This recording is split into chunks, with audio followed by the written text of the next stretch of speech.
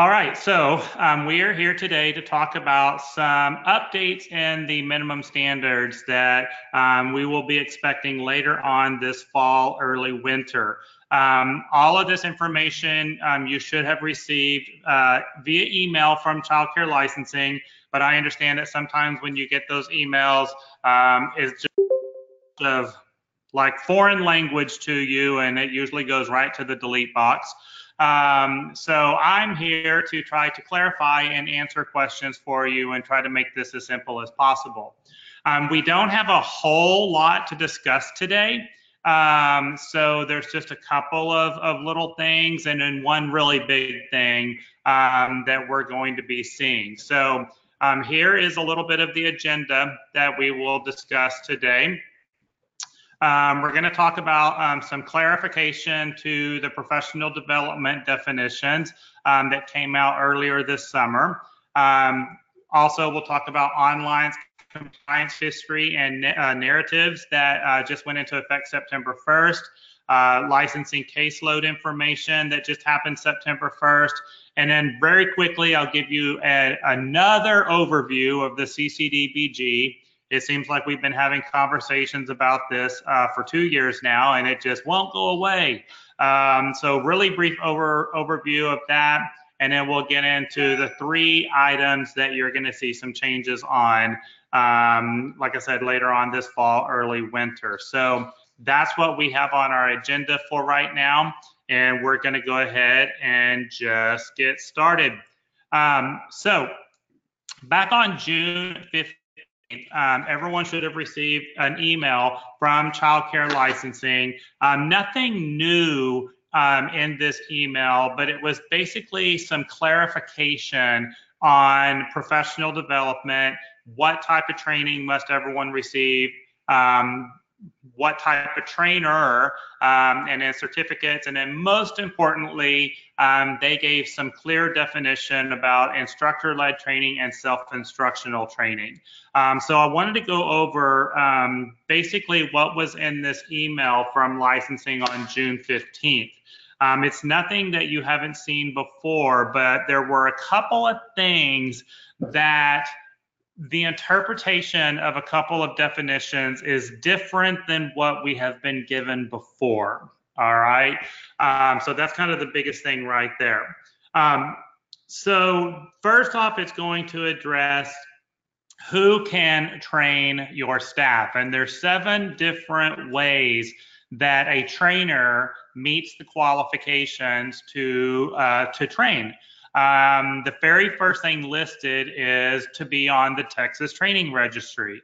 A lot of people think that you have to be on the registry to be a qualified trainer, and that's not true. It is one of the 7 different ways to be a qualified trainer. They like to recommend the Texas Training Registry as the primary source of qualification, but it's not the only one. Now, the thing that you're going to see clarification on in this email from back in June is something that changed back in 2016. In July of 2016, there was a change to the Texas Trainers Registry. Prior to 2016, once you became a registered trainer and you were listed on the registry, you pretty much got to use your trainer number for any training that you did. It was kind of across the board certification. That changed in, like I said, summer of 2016. You are only allowed to use your trainer for a training that you are certified for that competency area. So as a trainer, whenever I get on the registry, I will get on the registry and get certified to train in certain competency areas. You can now only use that trainer ID for the competency areas that you are certified in, okay? Now, a trainer could get multiple certifications and eventually get a certification in every competency area. But of course, that's time and paperwork and a lot of submissions and everything, but it's possible, all right? So I'll use myself as an example. my trainer number, I'm on the registry, but I'm registered for supervision, health, and nutrition, which I know is kind of a weird competency, but that's what my trainer number is in. So I can only use my Texas trainer registry number whenever I do trainings for those particular topics. Any other training that I do, I have to meet one of the other 6 qualifications, all right, which then I default to number 7. Okay, so they addressed that in this memo back in June 15th. So as you're going out there looking for trainers, if you see someone using their registry ID, it has to be in the competency area that they're certified for. All right, otherwise they've got to meet one of the other 6. So the big thing that was discussed in this email on June 15th is the difference between instructor-led training versus self-instructional training. And then also we have our third crazy category, the self-study training. All right, so the way it has been, the way it's written in the minimum standards is that when you look at 746, 123, 34, it gives you the definition of instructor-led training.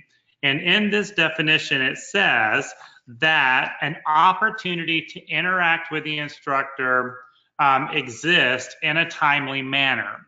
And that's what the actual definition says, is that you have the opportunity to interact with the instructor in a timely manner so that you can ask questions, get clarification on training material, or have conversations beyond the scope of the material being discussed. All right, so the way it's been interpreted up until this point is that as long as there is an opportunity to interact with the instructor in a timely manner, it counts as instructor-led. Now, this email that came out on June 15th has a completely different interpretation of that. Not a completely different, but a different interpretation. They specifically say that in order for it to be instructor-led, the participant has to be able to interact with the instructor live, all right? And they specifically use the word live. And they give the example, of course, face-to-face training is obviously instructor-led, but it does mention webinars like the one that we're on today, where y'all can interact and ask questions live. That counts as instructor-led. Okay, so, and that's basically all they're saying counts as instructor-led training. Now, in reality, we could push the envelope on this, and we could go back and challenge this interpretation and say, look, it clearly says in black and white, the ability to interact with the instructor in a timely manner, okay? There's nothing in that definition that says it has to be live. There's nothing that says it has to be face-to-face. But I think that this is a great example of you pick your battles wisely, all right? I do agree with every single licensing supervisor and every person that I've talked to in Austin that face-to-face instructor-led training is always the best training. I get it, I believe it, I understand it. But we also have to look at what's in black and white, all right, and what's in the standards. For an employee or for a caregiver that has to have 24 hours of annual training, 20% has to be instructor-led. So that comes down to basically 5 of the 24 hours has to be instructor-led. We can probably make that happen, meet the criteria, and then you can do the other 80% self-instructional. For directors, of course, 30 hours, you know, the 80% can be self-instructional, 20% instructor-led.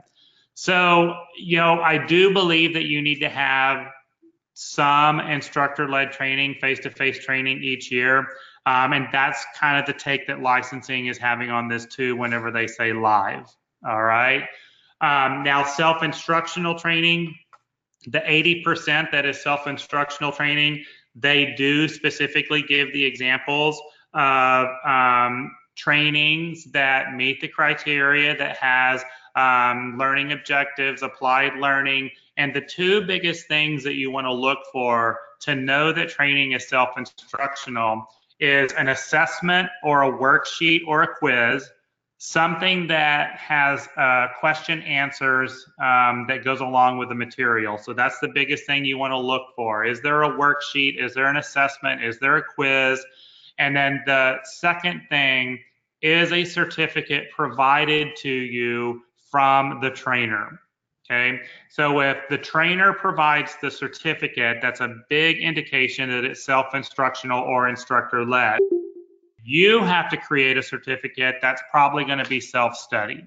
Okay, now it does mention in this email from June 15th that prior to everyone being online and everyone having a computer and doing webinars and online trainings and everything that we do these days, we used to do a lot of printed modules. Many of y'all have my old printed modules that we created years and years ago.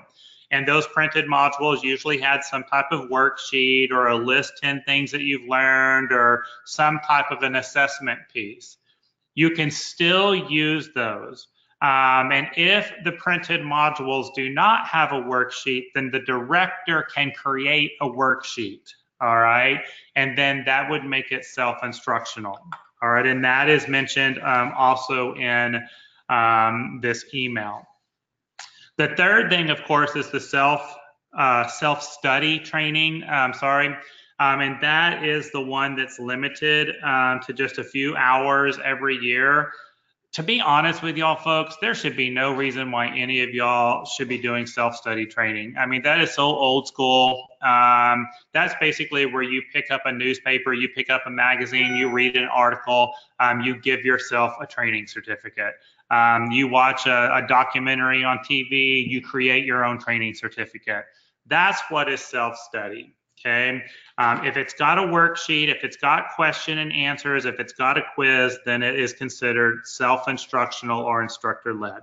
All right, so that's the biggest thing with this infamous June 15th email that came out from licensing. So we're going to make sure we hang on to this, use it as a resource. I'm sure it'll come back up any other time. If anyone has any questions over professional development or the difference between the three types of training, make sure you type that into your chat screen so we can get those questions answered for you. All right, great. Let's kind of move on here to our next topic, and that's compliance history. All right, so as of September 1st of 2018, with the transition from the Texas Department of Family and Protective Services over to Health and Human Services, because you all know licensing is now under Health and Human Services, there's going to be there has already been a lot of updates to the website and more updates to come.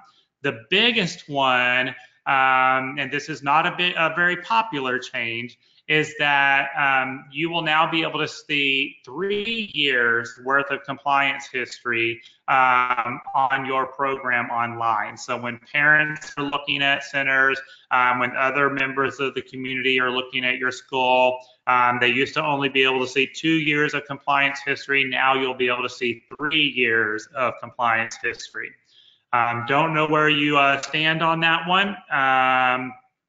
I guess if you have a fantastic compliance history with licensing, you're like, more power to you. If you've got some deficiencies you've been hoping would drop off real soon, they're going to be on there for another year now. The other thing, and now I like this change, on the narrative. So you know that when you go to licensing's website, anytime you click on a deficiency, the narrative will pop up, whatever licensing wrote, you know, a little more information about that deficiency. They're now going to include how the non-compliant item was corrected, okay, which I like that. And I think that's what parents want to see. It's not so much that there was a deficiency, but what did the director do to correct it? And we're going to be able to see that as well. Now, what I really, recommend that y'all do, make sure you stay on top of your program and you're constantly checking licensing's website and you're looking at your school. Now, deficiencies are pretty black and white. If you get a deficiency for 746-1301, it is what it is. And, that standard doesn't change. The narrative, which is what licensing types in, your local licensing rep writes in their narrative, it could be whatever it is they write in. And I've seen some crazy stuff written on narratives. I've also seen very incomplete sentences, all kinds of stuff. That's where you need to make sure you're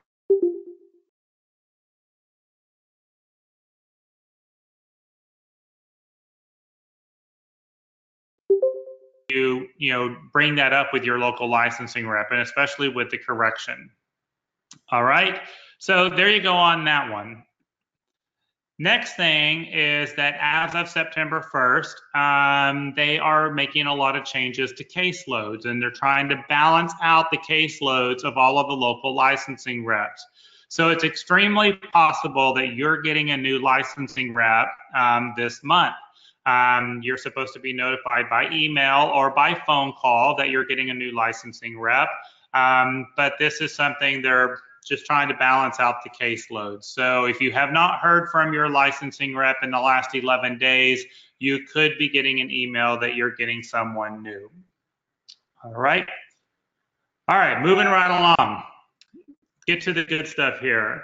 So y'all know the Child Care and Development Block Grant Act of 2014 was the first comprehensive review of the federal guidelines for licensed child care centers since 1998. And the CCDBG works hand in hand with the Child Care Development Fund, which is what funds all of your subsidy programs. So money from the federal government is given to all of the individual states to fund their subsidy system.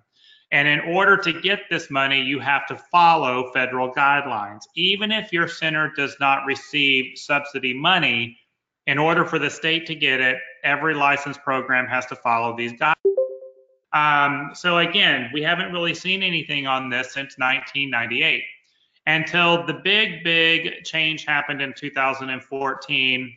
And there was a lot of amendments. Now, most of us are here in Texas, most of the amendments were made to our minimum standards in September of 2016. And then they are slowly tweaking a couple of things to get it all right. All right. So what you're going to see now, and in your control panel, when you go to materials, there's a document that you should have received from licensing, and I kind of cut and pasted it into a PDF for you, and then you can download this, but I went through there and I'm going to tell you what's in there. All right, so what you're really seeing is a lot of streamlining, and they're trying to reduce some redundancies in the rules. So y'all know, and we talk about this in my director credential course that I teach, that I have one starting next week. There's a lot of standards that are in that book 3 or 4 times. It repeats itself. So they're trying to eliminate some of these rules that are in there over and over again. They're also trying to update some of the language for better readability and better understanding. So this is good stuff right here. But there's also 3 items that the first time around, whenever they made the updates to the CCDBG in September of 2016, there were a few items that, for whatever reason, got skipped over. And that's okay, because there's actually some reason behind some of that.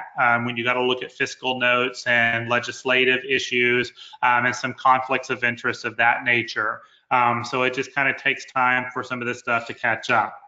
All right, so first one, and this is not a big one at all, under the child abuse and neglect guidelines. Of course, we have been required to do annual training on child abuse and neglect, recognizing and preventing child abuse, neglect, exploitation, and sexual abuse for a long time now. It's been part of orientation. It's been part of annual training. The way this is written in the federal guidelines is it's called maltreatment. All right, so in order to be consistent with the federal guidelines, licensing is having to go in and change the verbiage here to maltreatment. There's no new standard here. There's nothing additional that you have to do. It's just child abuse and neglect is now going to be called child maltreatment. All right. So just whatever training source you're using to get that annual training, just got to make sure that word maltreatment is in there now so that it meets all of the guidelines. So that's an easy one. Okay. When this first came out, there was a lot of discussion. Oh, we've got this new topic. We got to get training on this new topic. Another new topic. It's not anything new. It's just they changed the name of it. Okay. Here's the biggie. All right. Pediatric first aid and CPR.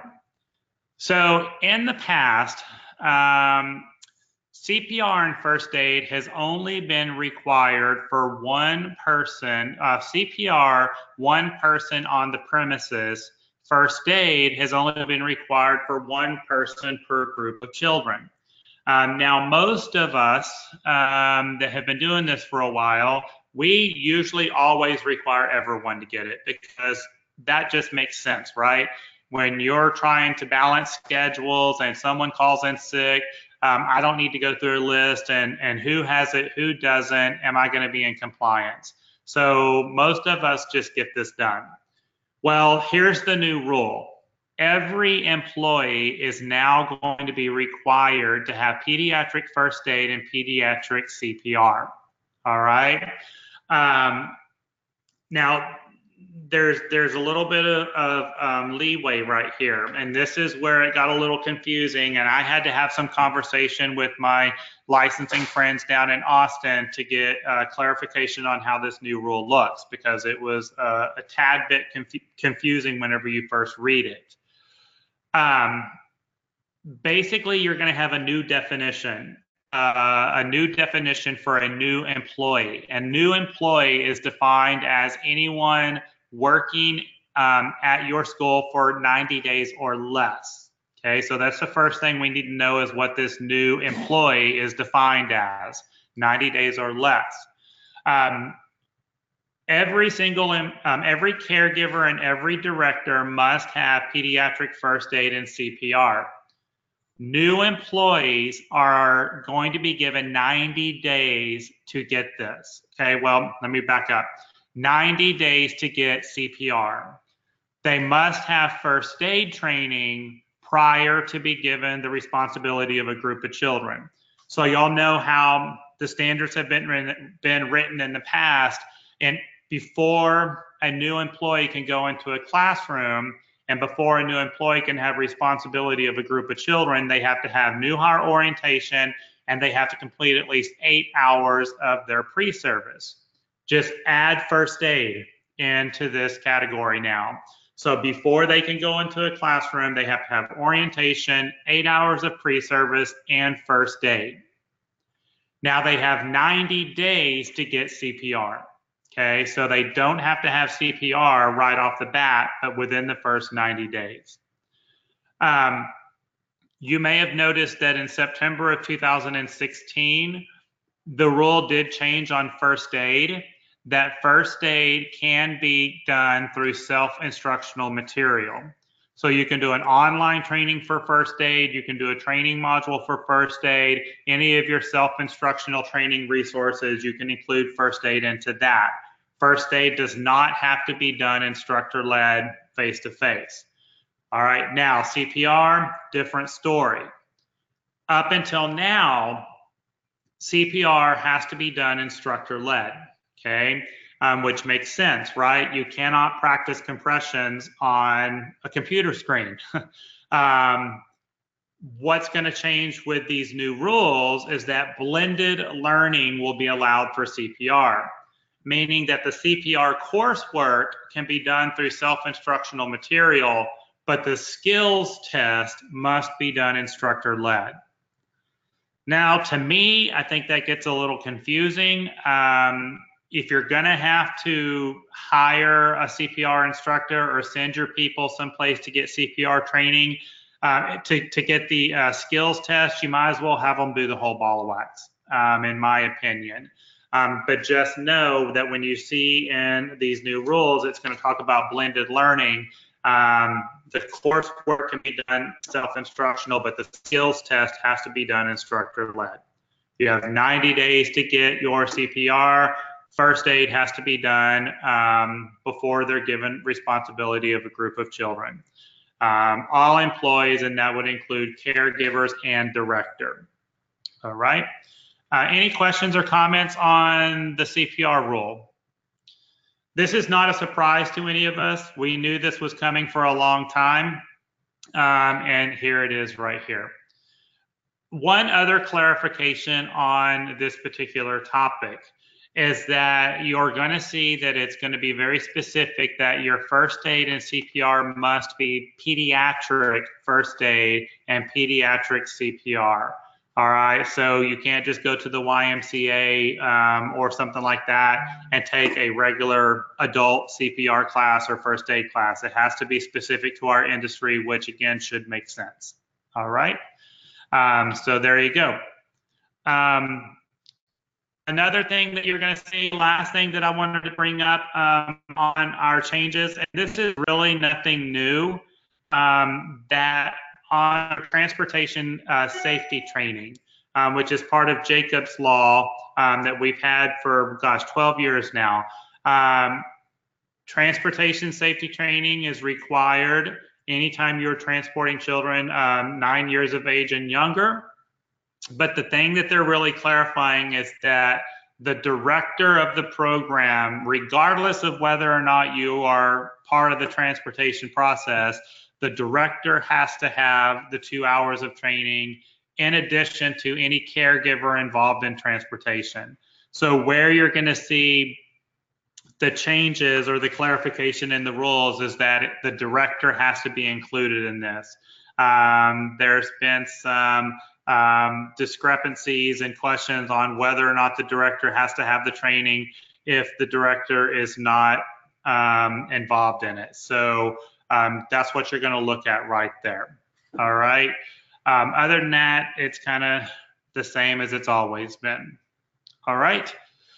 So like I said, that's basically it. Kind of short and sweet right here on the training. So the biggest update, like I said, is the CPR and first aid now being required for everybody.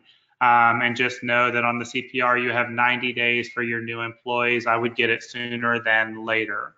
And then of course, the difference between the instructor-led and self-instructional and licensing's interpretation now is that instructor-led training must be live, whether that be in video form or face-to-face, but it has to be live.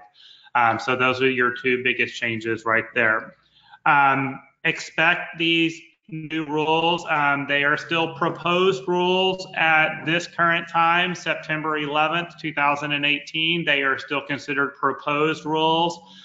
They have come down off of the state registry, and so we don't have an exact date of when these are going to go into effect, but I would guess December 1st, based on the timeline and based where we're at.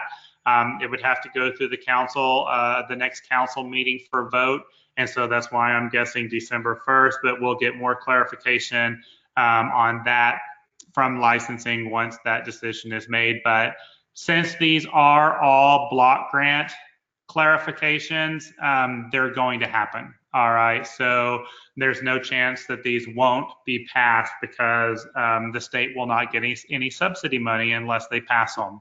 So it's pretty easy to call it a done deal right there. All right, any questions, comments? No? All right. Well, as always, y'all can shoot me an email. If you have any questions, give me a call. If you have any questions, we'll be happy to answer any question that you've got. Once again, those of you that were a little late hopping on to the webinar, a certificate of completion will be emailed to you approximately 1 hour after the live webinar. Make sure that you print the email and attach it to your certificate. That's what has all the required information for licensing on there. And again, if you can join me in New Orleans next month, it's going to be a ton of fun. It's going to be a great symposium. Check it out. Would love to see you there. All right. Hope this was helpful to everybody. And give me a call if you need more clarification. Thanks a lot, and enjoy the rest of your Tuesday.